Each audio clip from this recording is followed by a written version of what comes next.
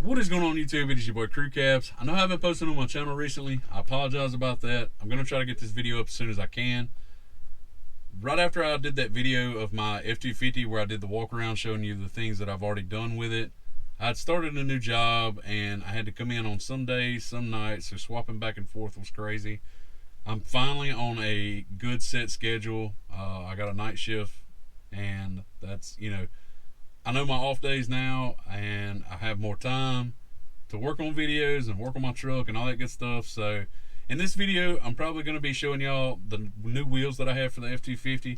It's a set of 24 inch by 14 American Force Independence SS wheels on 37s. I like that they're already on 37s because I plan on doing an 8-inch lift with this truck. Just if you don't mind, if you like this content, be sure to throw a thumbs up on the video, comment, like, share, all that good stuff. I mean, anything helps. Everything helps with these small channels. So I hope you enjoy, and yeah, stay tuned.